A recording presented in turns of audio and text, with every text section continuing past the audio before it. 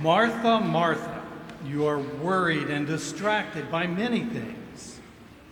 I wonder how many of us here today feel like Martha, worried and distracted by many things. I do, and I wouldn't be surprised if you do too. Chances are most of us are living a Martha kind of life. It's often what happens when we feel overwhelmed. What are the many things that you are worried about and distracted about today? What is dividing your life and pulling you in different directions? And what are those things doing to your relationships?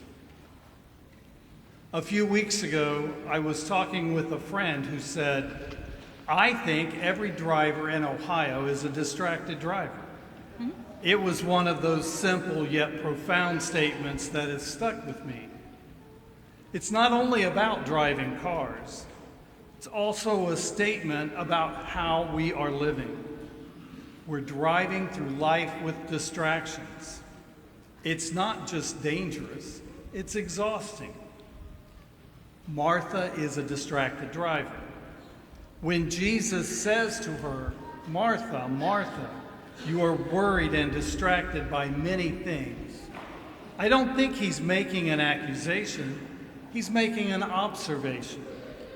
And when he says Mary has chosen the better part, I don't think he is comparing Mary, who sits at his feet and listens, to Martha, who is busy with many tasks. I don't think he is saying that Mary is right and Martha is wrong, or that it's better to sit at his feet and listen than it is to prepare house and table to welcome a guest. Look at the life of Jesus. In his humanity, he is also conflicted on a Mary-Martha scale, as we all are. Sometimes Jesus went off by himself to be alone, silent, still, pray, and listen, to be present to the Father. Other times, Jesus was active, on the move, in the midst of people, busy teaching, healing, feeding 5,000. One is not more important than the other. We need both. Jesus isn't making a value judgment on the things that are distracting Martha. He's recognizing what those distractions are doing to her. When we're distracted by many things, we lose traction and our wheels are spinning. We're not getting anywhere. Martha thinks, if Mary would just help, get up and do some of the work, everything would be better. She sees her distractions as her circumstances. We often do too. But Jesus doesn't address the circumstances. He addresses Martha. The distractions are not about what is happening around her, but what is happening within her. Her many tasks have divided her into many parts. Choosing the better part doesn't mean the other parts are inferior or wrong. It simply means that at this time, in this place, and under these circumstances, there is a better part to be chosen. What if Martha could have chosen hospitality with the same focus as Mary chose, sitting and listening? We don't all have to choose the same thing. What if there is a better part for you and a better part for me, just like there is for Mary and Martha? Life has so many distractions, taking us away from the here and now. Even as I speak, some of us are planning what we are going to do today after Mass, instead of being right here and right now. It is with that mentality that I think Jesus has something powerful to say to us here. He would say that it is about caring for the soul, not just the body.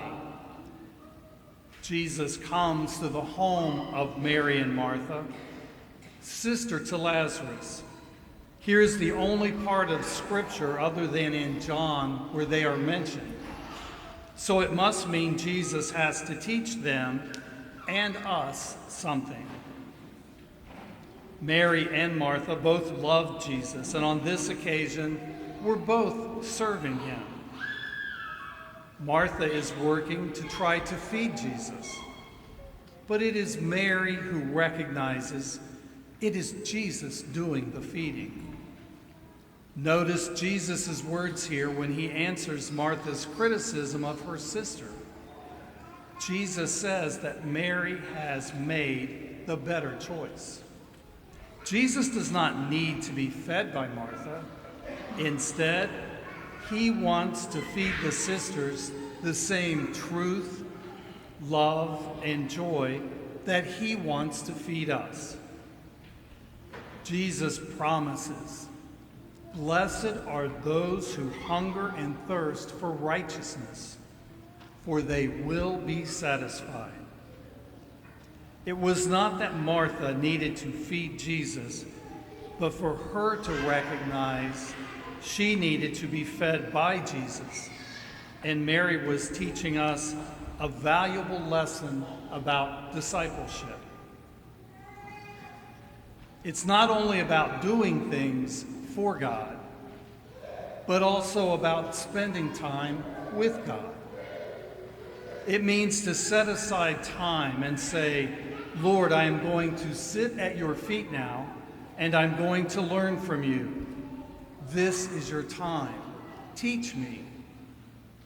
We can do that in the Adoration Chapel right here when we stop to spend time with Jesus. Do we neglect soul care? We can sit at the feet of Jesus alone with our thoughts.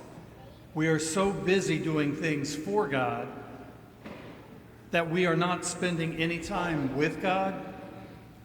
If I find myself too busy to sit with Jesus, then who am I really serving? Jesus or me? We live in a culture to say that you are only worth the kind of work you can produce. We often forget that God values us infinitely higher and says, "I love you, and you are worth more than you do or more than you produce. You are simply loved for who you are. You are worth dying for." I personally struggled with this in my life. It seemed like I had to work hard because I had to convince myself, without this work, I am nothing. I had to justify my own existence. And when you work to do that, life becomes really bitter and way too busy. And I believe in all our busyness, Jesus says, "Stop, stop, stop. Give me your undivided attention.